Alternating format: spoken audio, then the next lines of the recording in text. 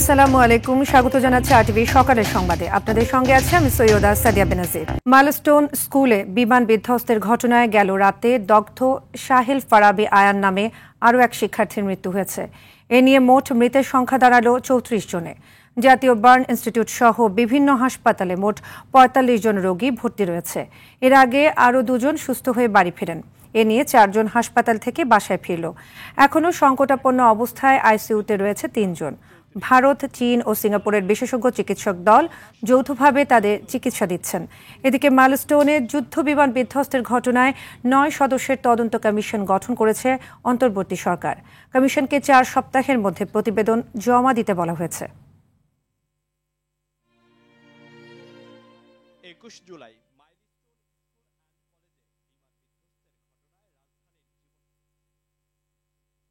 এ বিষয়ে বিস্তারিত জানাতে রাজধানীর জাতীয় বার্ন ও প্লাস্টিক সার্জারি ইনস্টিটিউট থেকে যুক্ত হচ্ছেন এআর বাদল।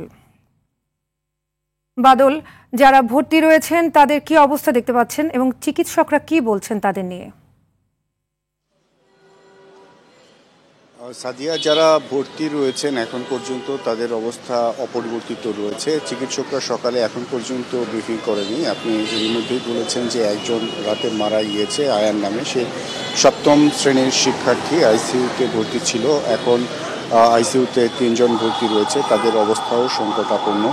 তো সব মিলিয়ে পর্যন্ত এখানে যারা রয়েছেন, আইসিইউতে যারা রয়েছে তাদের অবস্থা খুবই গুরুতর এবং অন্য যারা চিকিৎসা নিচ্ছেন তারা অপরিবর্তিত অবস্থায় রয়েছে। আমরা হয়তো চিকিৎসকরা ব্রিফিং করলে তাদের স্বাস্থ্য পরিস্থিতি নিয়ে এবং তাদের সর্বশেষ অবস্থা নিয়ে তখন বিস্তারিত জানতে পারবো।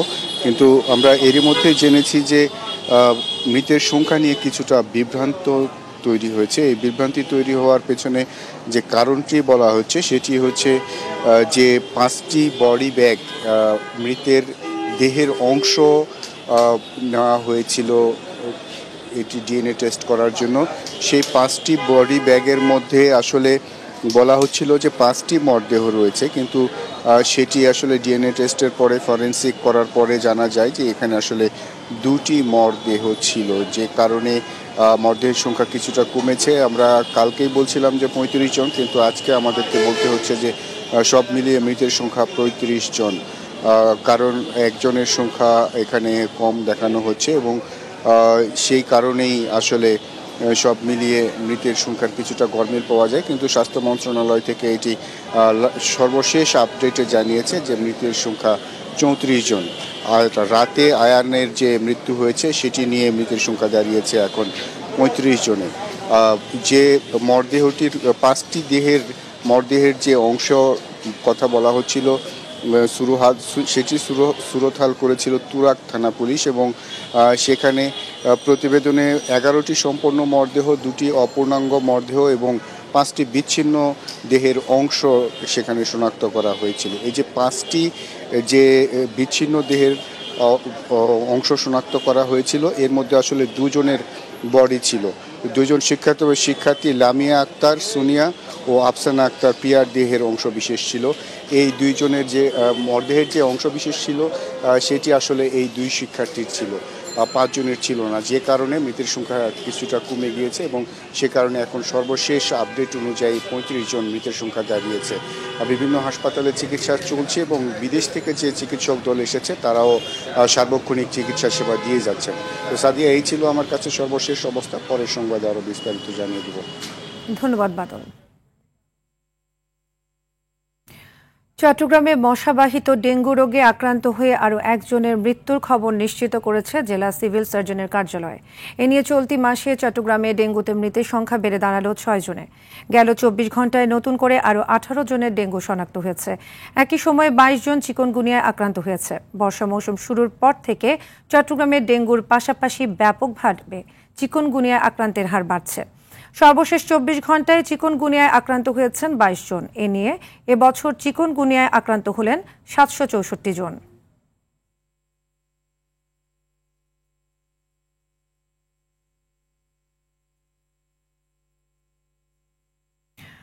চট্টগ্রামের একমাত্র বিভাগীয় দ্রুত বিচার ট্রাইব্যুনাল এখন অনেকটাই মামলা শূন্য। বর্তমানে এই ট্রাইব্যুনালে মাত্র ৭২টি মামলা রয়েছে, অথচ চট্টগ্রামের অন্য আদালতগুলোতে বছরের পর বছর ঝুলে আছে লক্ষাধিক মামলা। আলোচিত মামলাগুলো দ্রুত বিচার ট্রাইব্যুনালে না আসায় হতাশ বিচার প্রার্থীরা। চট্টগ্রাম প্রতিনিধি সাইফুল মাহমুদের পাঠানো তথ্যচিত্রে বিস্তারিত জানাচ্ছেন আবরার মাহি। চট্টগ্রামের আদালতগুলোতে যখন ১.৫ লাখের বেশি ফৌজদারি মামলা বছরের পর বছর ধরে ঝুলে আছে, তখন চাঞ্চল্যকর অপরাধে দ্রুত বিচার নিষ্পত্তির জন্য গঠিত বিভাগীয় দ্রুত বিচার ট্রাইব্যুনালটি প্রায় মামলা শূন্য অবস্থায় রয়েছে। বর্তমানে মাত্র ৭২টি মামলা বিচারাধীন থাকা এই বিশেষায়িত আদালতটিতে নতুন মামলা পাঠাতে সংশ্লিষ্ট মনিটরিং কমিটির ব্যর্থতার কারণে বিচার প্রার্থীরা হতাশ হচ্ছেন বলে অভিযোগ উঠেছে। মামলাগুলো দ্রুত যদি এটা নিষ্পত্তি হয়ে যায়, বিচারের কাজ শেষ হয়ে যায়, তাহলে তো মনে করি এটা শেষ হয়ে গেল, আমরা আর আশা লাগলো না। আমরা বসে থাকি বাচ্চাদেরকে নিয়ে, ছোট ছোট অনেক কষ্ট, ওদেরকে খাওয়া দাওয়া বন্ধু, এখানে ৩টা-৪টা বাজে আমরা যাই। প্রায় ১০ বছর ধরে আসা যাওয়া করতেছি, এই মামলা নিয়ে আমি অনেক কষ্ট পাচ্ছি। চট্টগ্রামে মামলা বাড়লেও বিচারিক আদালত বাড়ছে না বলে জানান পাবলিক প্রসিকিউটর নুরুল ইসলাম। মামলা বিচারের ক্ষেত্রে দীর্ঘসূত্রিতার অন্যতম কারণ হচ্ছে আদালতের সংখ্যা কম, মামলার সংখ্যা বেশি, এবং বাংলাদেশের প্রচলিত আইনে যে প্রক্রিয়ায় মামলাগুলো নিষ্পত্তি করতে হয়, শুনানি করতে হয়, এক্ষেত্রে অনেকগুলো প্রতিবন্ধকতা আছে।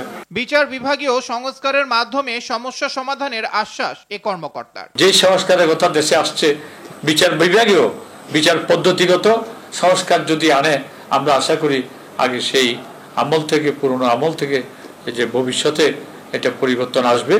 দ্রুত মামলাগুলো নিষ্পত্তির মাধ্যমে এ সমস্যার সমাধান হবে, এমনটাই প্রত্যাশা ভুক্তভোগীদের।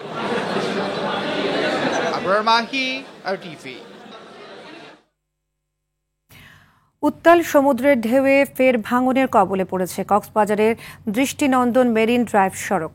এরই মধ্যে উপকূলের লোকালয়ে প্রবেশ করেছে বঙ্গোপসাগরের পানি। স্থায়ী বাঁধ না হওয়ায় সমুদ্রের ভাঙন ঠেকানো যাচ্ছে না বলে জানান স্থানীয়রা।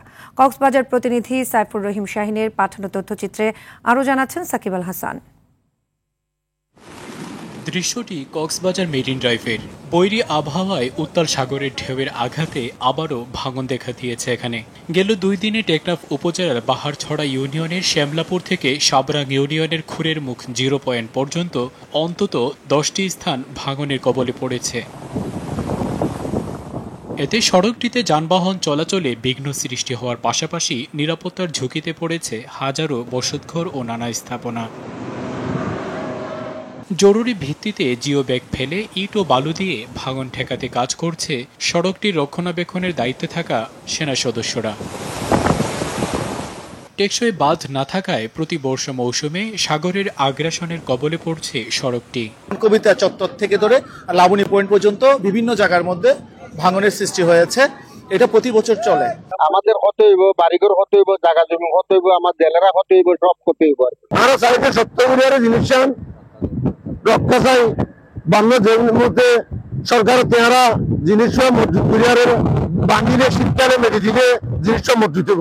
জরুরি ভিত্তিতে ব্যবস্থা নেওয়ার জন্য সরকার ও সংশ্লিষ্টদের প্রতি দাবি জনপ্রতিনিধির।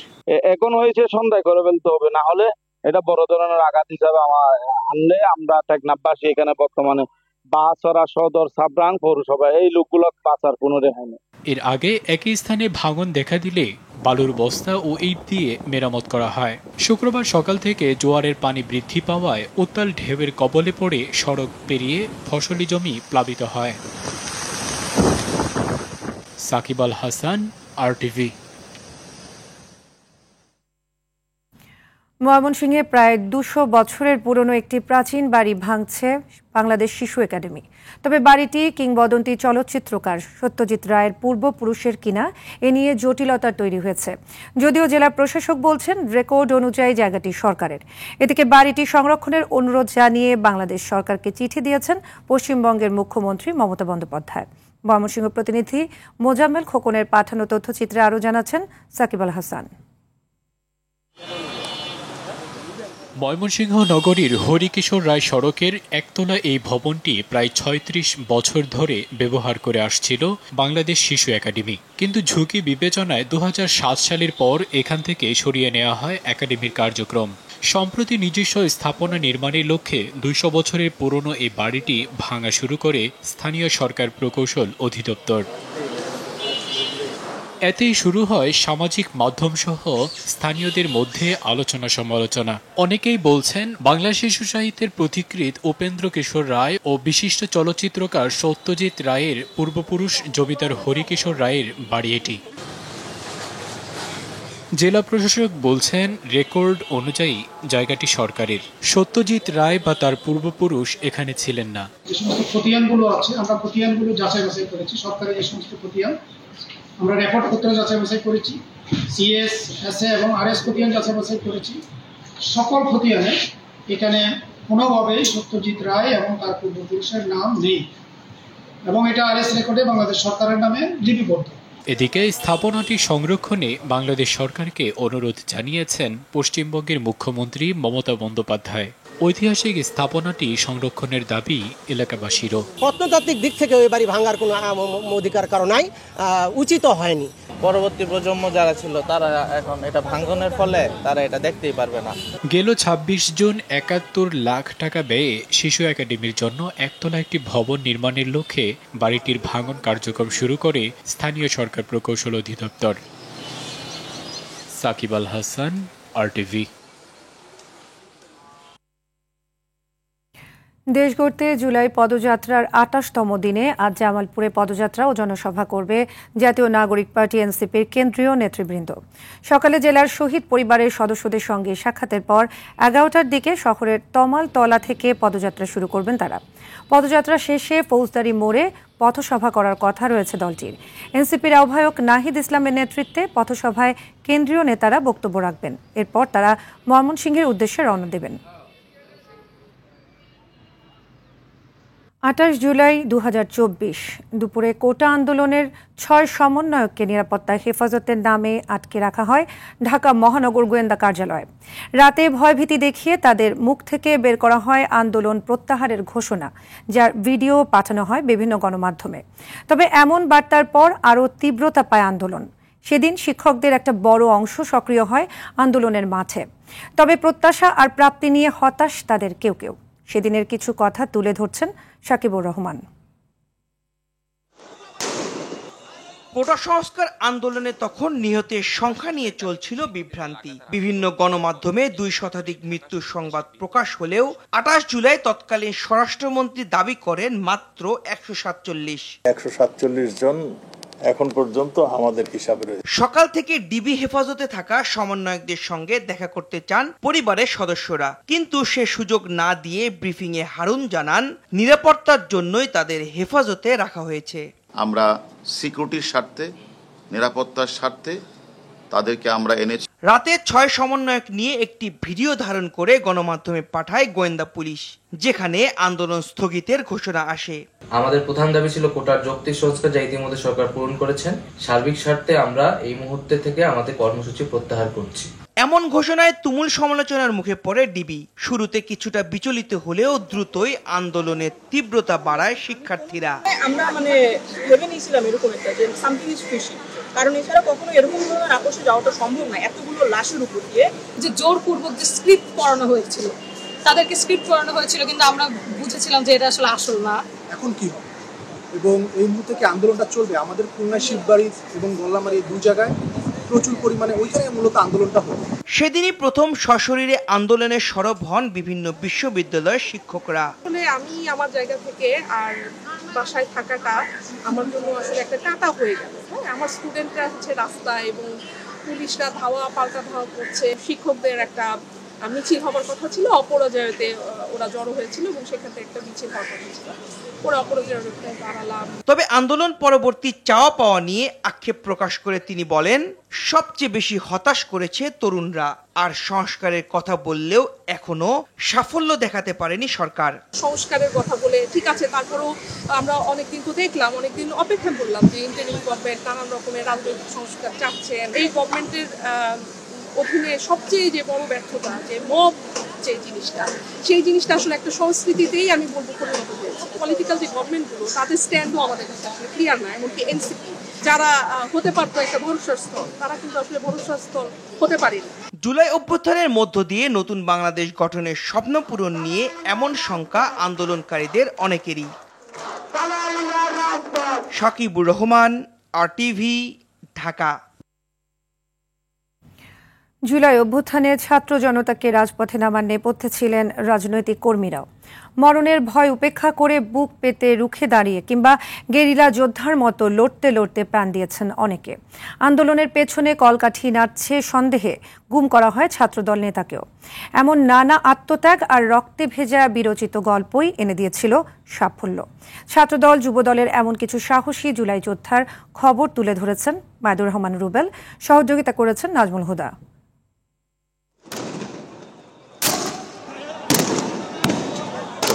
উত্তাল জুলাইয়ের উত্তাপ তখন সপ্তমে। সরকার মরিয়া সর্বশক্তি দিয়ে আন্দোলন দমাতে আর নাছোড় বান্দা শিক্ষার্থীরা অনর দাবি আদায়ে পিছিয়ে যাওয়ার পথ বন্ধ। প্রচন্ড গোলাগুলির মধ্যে ছুটে যাওয়া ছেলেটির নাম মোস্তাকিম আলম দীপু। উত্তাল মিরপুরে ঠিক যেন এক গেরিলা যোদ্ধা। মিরপুর 10 নম্বর গোলচত্বরে শাহ আলী থানার এই ছাত্রদল নেতা যেন ভয় ডরহীন এক সাহসী যোদ্ধা। পুলিশের নিশানায় ঠিকই গুলিবিদ্ধ হন মোস্তাকিম। 4 আগস্ট মিরপুর 10-এ প্রথম পাড়াটায় ফেলে আমি একদম গোলচত্বরে, যেটা প্রমাণ আমার ওই ভিডিওতে আছে। আমি যাওয়ার পর আস্তে আস্তে সবাই আসি, তো আস্তে আস্তে আমরা ফায়ার সার্ভিসের পেছন পর্যন্ত পুলিশ আর ছাত্রলীগদের নিতে সক্ষম হই। ঢাকা মহানগর ছাত্রদল নেতা ফখরুল ইসলাম ফাহাদ রুখে দাঁড়ানোর গল্পে আরেক আহত যোদ্ধা। আন্দোলনের সময় পুলিশের ছোড়া গুলি ঘাড়ের পাশ ঘেঁষে বের হয়ে যায় গালের নিচ দিয়ে। মরতে মরতে বেঁচে যাওয়া যেন কাল্পনিক গল্প। আমার বুলেটটা ছিল চাইনিজ রাইফেলের বুলেট। আপনার এই যে আমার ভিতরের মাংসপেশি সব পুড়ে যায়, এখনো আপনার আমার গায়ের মাংসপেশিগুলো পোড়া। ডাক্তার মানে দ্রুত ড্রেস চেঞ্জ করে দেয়, পরে উনি জাস্ট প্রেসক্রিপশনটা দিয়ে বলে বাবা তোমরা কই যাবা জানি না, আইন শৃঙ্খলা বাহিনীর হাতে যদি তোমরা এখন পড়ো তাহলে দেখা যায় ওরা তোমাদেরকে গ্রেপ্তার করে ট্রিটমেন্টও দিবেই না এবং বিভিন্ন নানা ধরনের নির্যাতন করবে। বুলেটের চোখ রাঙানি উপেক্ষা করে চাংখারপুলে ছাত্রদল নেতা আবিদ ইসলাম খানের আহ্বান ছিল, প্লিজ কাউকে কেউ ছেড়ে যাবেন না। শুধুমাত্র একটাই কথা, প্লিজ কেউ কাউকে ছেড়ে দেন না। জিল্লুরের রক্তমাখা লাশকে সাক্ষী রেখে ওদিন কানাডিয়ান বিশ্ববিদ্যালয়ের সামনে থেকে গগনবিদারী স্লোগান উঠেছিল, দফা 1 দাবি 1 খুনি হাসিনার পদত্যাগ। ওইখানে আর অন্য কোনো স্লোগান উচ্চারিত হয় নাই। ঢাকা কলেজ ছাত্রদলের সহসভাপতি আতিকুর রহমান রাসেল জানান তার ভয়ঙ্কর অভিজ্ঞতার কথা।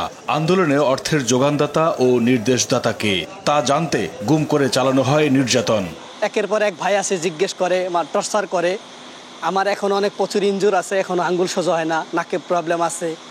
আমি এই হাত দিয়ে এখনো কোনো কাজ করি না। ক্ষুধার যন্ত্রণায় অনেক কাতরাইতাম, অনেক কান্নাকাটি করতাম। খাবার দিত, আমার পরনে লুঙ্গি থাকতো না, ঠিক মতো পরে যেত গা, ক্ষুধার যন্ত্রণায় প্রচুর পরিমাণ কষ্ট দিত।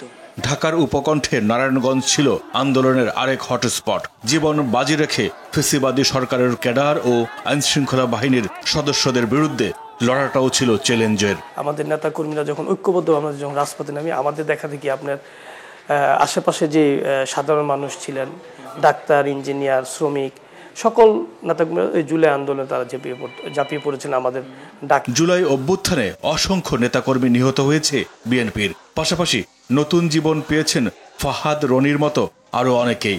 বহু আহত এখনো বয়ে বেড়াচ্ছেন দগদগে ভীতিকর নানান স্মৃতি, যাদের সাহস আর ত্যাগের বিনিময়ে অর্জিত হয়েছে বিজয়। মাইদুর রহমান রুবেল, RTV, ঢাকা। এবার নিচ্ছি হাইসেন্স সংবাদ বিরতি, ফিরে এসে আরো থাকছে।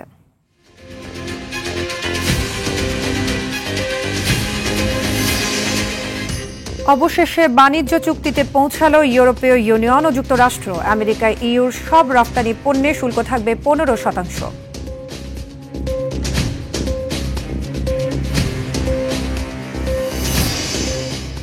এবং রোমাঞ্চকর ফাইনালে স্পেনকে টাই ব্রেকারে হারিয়ে নারী ইউরো চ্যাম্পিয়নশিপের শিরোপা ইংল্যান্ডের, টানা দ্বিতীয় শিরোপা জয় দলটির।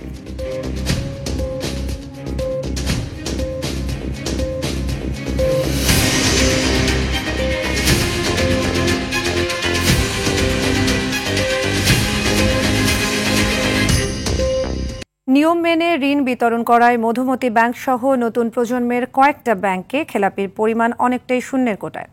এসব ব্যাংক ঝুঁকিতে নেই বলে জানিয়েছে বাংলাদেশ ব্যাংক। মধুমতি ব্যাংকের প্রায় সব ফাইন্যান্সিয়াল সূচকই ইতিবাচক।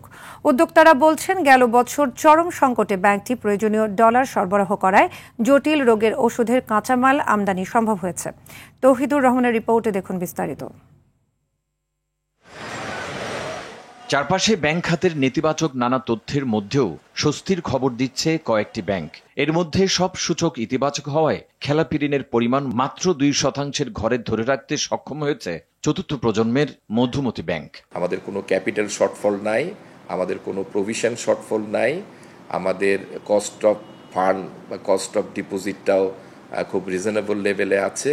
আমাদের কস্ট টু ইনকাম রেশিও সেটা ইন্ডাস্ট্রির মধ্যে আমাদের লোয়েস্ট। আমাদের এনপিএল রেশিও হচ্ছে মাত্র 2.30 এবং আমরা প্রতিষ্ঠা লাভের পর ধারাবাহিকভাবেই এই অ্যাসেট কোয়ালিটিটা আমরা ঠিক রাখতে সমর্থ হয়েছি। তরুণ এবং প্রান্তিক মানুষকে এগিয়ে নিতে ব্যাংকটির আছে আশা জাগানিয়া উদ্যোগ, বলছেন ব্যবস্থাপনা পরিচালক। নতুন প্রজন্ম আবার প্রযুক্তিতে অভ্যস্ত, সুতরাং আমরা প্রযুক্তিতে প্রচুর বিনিয়োগ করছি এবং তাদের চাহিদার দিকে লক্ষ্য রেখে আমরা আমাদের নতুন নতুন প্রোডাক্ট আনার পরিকল্পনা গ্রহণ করেছি। নীতিমালা অগ্রাহ্য করে ঋণ বিতরণ করায় অনেক ব্যাংক ঝুঁকিতে থাকলেও মধুমতি ব্যাংক সহ কয়েকটি ব্যাংক ব্যতিক্রম বলে জানান কেন্দ্রীয় ব্যাংকের মুখপাত্র। আমাদের যে ঋণ নীতিমালা আছে সেগুলো ফলো করে ডিউ ডিলিজেন্স করে যারা ঋণ বিতরণ করেছে তারা অবশ্যই সুপার প্রফিট করতে পারবে না, কিন্তু ঋণ ঝুঁকিতেও নেই। নতুন প্রজন্মের অনেক ব্যাংক আছে যারা ওইভাবে ড্রাস্টিক্যালি তারা ঋণ বিতরণ করেনি, যার ফলে তাদের এনপিএল এর মাত্রাও তুলনামূলকভাবে ইন্ডাস্ট্রি এভারেজ যে আছে তার তুলনায় অনেক কম। উদ্যোক্তারা বলছেন, ব্যাংকটি কঠিন সময়ে পাশে থাকায় জটিল রোগের ওষুধ উৎপাদন করতে পেরেছেন তারা। যখন অন্যান্য অনেক ব্যাংকে ডলারের একটা চাহিদা মোতাবেক ডিমান্ড অ্যান্ড সাপ্লাই ভিতরে গ্যাপ ছিল, তখন কিন্তু আমরা মধুমতি ব্যাংকের থেকে একটা ভালো সাপোর্ট পেয়েছি in terms of continuing our import trade. তো সেটা আমরা দেশে মেডিকেল ডিভাইসগুলো বাজারজাত করার জন্যে এটা সাহায্য করেছে। ইনফ্যাক্ট ওনাদের হেল্পেই দেশে মেডিকেল ডিভাইস আমরা কন্টিনিউ করতে পারছি সাপ্লাইটা। চলতি বছরের শেষ নাগাদ অন্তত 700 এজেন্টের মাধ্যমে সেবা বাড়ানোর লক্ষ্য মধুমতি ব্যাংকের। তৌহিদুর রহমান, RTV, ঢাকা। চট্টগ্রাম বন্দরের চাপ কমাতে এবং আমদানি রপ্তানির গতি বাড়াতে এনবিআর 65টি পণ্য অফ ডকের মাধ্যমে খালাসের অনুমতি দিয়েছে। আগে যেখানে 38টি পণ্য খালাসযোগ্য ছিল, সেখানে এখন পর্যায়ক্রমে 12 ও 15টি করে নতুন পণ্য যুক্ত হয়ে সংখ্যাটি 65 দাঁড়িয়েছে। এতে চট্টগ্রামের 19টি অনুমোদিত আইসিডি বা অফ ডক সম্পূর্ণ সক্ষমতার কাজ করতে পারবে। এর ফলে প্রধান বন্দরের চাপ হ্রাস পাবে, খালাস প্রক্রিয়া হবে আরও দ্রুত ও কার্যকর, বাণিজ্যের সময় ও খরচ কমবে, যা ব্যবসা বাণিজ্যে ইতিবাচক প্রভাব ফেলবে। দীর্ঘমেয়াদে এই উদ্যোগ দেশের বৈদেশিক বাণিজ্য সম্প্রসারণ ও অর্থনৈতিক প্রবৃদ্ধিতে সহায়ক হবে বলে মনে করছেন বিশেষজ্ঞরা।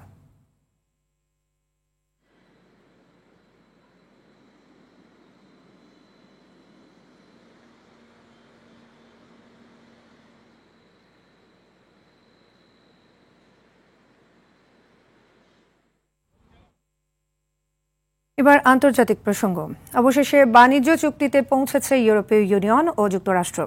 চুক্তি অনুযায়ী যুক্তরাষ্ট্রে ইউর সব রপ্তানি পণ্যের উপর শুল্ক থাকবে 15%। রয়টার্স বলছে, যুক্তরাষ্ট্র ও ইউরোপীয় ইউনিয়নের মধ্যে সম্ভাব্য বাণিজ্য যুদ্ধের প্রেক্ষাপটে মার্কিন প্রেসিডেন্ট ডোনাল্ড ট্রাম্পের সঙ্গে বৈঠকে বসেন ইউরোপীয় কমিশনের president Ursula von der Leyen. বৈঠকে যুক্তরাষ্ট্র ও ইইউ একটি নতুন বাণিজ্য চুক্তিতে সম্মত হয়। ঘোষণা আসে, যুক্তরাষ্ট্রে আমদানি হওয়া সব ইউরোপীয় পণ্যের উপর 15% হারে একক শুল্ক আরোপ করা হবে। ডোনাল্ড ট্রাম্পের স্কটল্যান্ড সফরের মুহূর্তে এই সিদ্ধান্তে পৌঁছে দুই নেতা। রুদ্ধদ্বার আলোচনার পর মার্কিন প্রেসিডেন্ট জানান, যুক্তরাষ্ট্র থেকে $750 বিলিয়ন জ্বালানি কিনতে সম্মত হয়েছে ইইউ। পাশাপাশি মার্কিন অর্থনীতিতে আগের চেয়ে $600 বিলিয়ন বেশি বিনিয়োগ করবে বলেও জানায় ইইউ।